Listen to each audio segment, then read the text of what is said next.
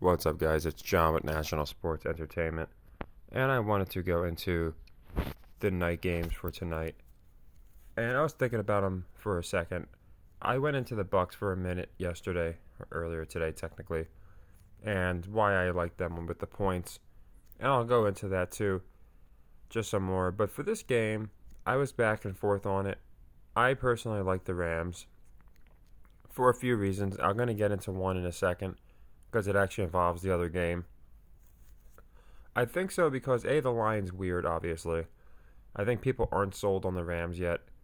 I had gone into it earlier this year. It seems like the Rams are just back to being a normal team when last year they sucked for no reason. Now all of a sudden they're playing okay again. Like, it went unquestioned. It was kind of weird. And then we have the Bengals who played them in the Super Bowl. So you could say it's a Super Bowl redemption match, which I thought of. But the more I thought about it, they really are pushing this what's wrong with the Bengals narrative. Started off 0-2. Burrow did it last year and came back and made the playoffs. So what's more interesting than that? Well, if he starts off 0-3 and makes the playoffs. So that's where I'm at.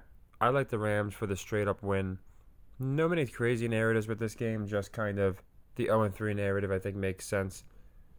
They did it with the Vikings, of course, but I don't think too many people were sold on them anyway.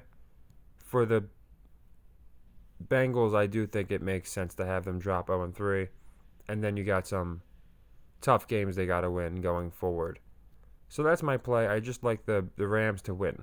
And I could play the cover, but I'm playing the win.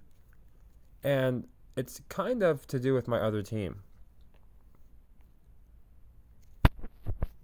Here with the Bucs, obviously Baker was on the Rams last year when he led that comeback. I think it was against the Bucs. I could be wrong, but he led a comeback. And remember, he won with the exact same score as had been the night prior or something. It was a weird score. Exact touchdowns. I think it was the Bucs beat somebody and the Rams beat somebody. And people were like, look, they have the exact same script for both games. Because Baker did good in that game, and because they are pushing the Eagles' one weakness as their defense, but particularly their pass defense, they're pushing how they're going to get burnt down the field.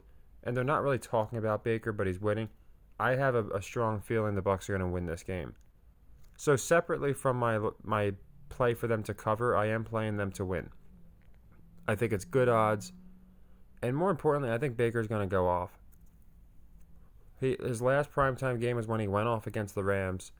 One of the reasons I have the Rams winning, I feel like it's a little Baker connection. But went off for the Rams, I mean. And I just have a feeling he's going to go off in this game. I could see him. So for props, I did play him to go over. His yardage is like 240 something to go over. I went up to like 270. And I mixed that with 2 touchdowns. So like 270 yards, 2 touchdowns.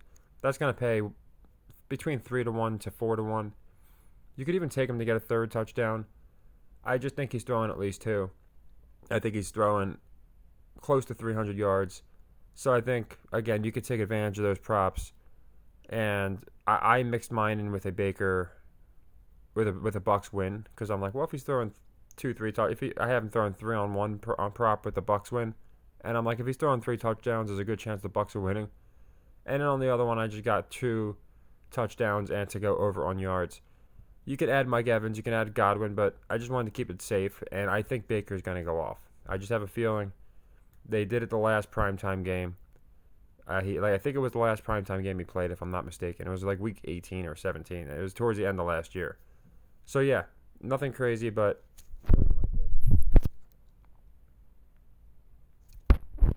we got the Rams to beat the Bengals, almost 1.5-1. We got the Bucs to win 2-1. And like I said, for props, I absolutely love Baker to throw 2 touchdowns that you're going to get plus odds and to go over his yards. I chose 269, just thought it was a good number, and it's plus odds. And obviously, parlaying them both is real plus odds. So again, we've been doing very well. I think we're going to continue with that. And I will obviously have a video out going into all the games coming up. What I think is going to happen with Dion's teams, because that's a big one. Other connections. Oh, yeah, and another reason I like the Bucs to win and possibly big is because Trey brought it to my attention, and it's an interesting fact. Every team in the NFC East has been beat down this week.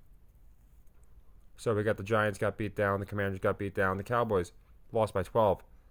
We're the best in the division. So thinking about that, I'm like, yeah, I'm thinking they might have the entire division get pounded. So, and then they can also run some narratives like, wow, the NFC South is basically all has the same records as the NFC East. Who would have saw that coming? Something of that effect. So I really do like the Bucs on the win. I still have them. So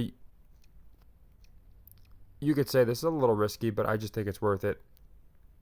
I have the leg 2, them covering. Okay, that's a leg 2 for the Jags loss. So the 2 units on them to cover and 1 unit on them to win. So obviously even a split would be okay, but I think we're going to get both.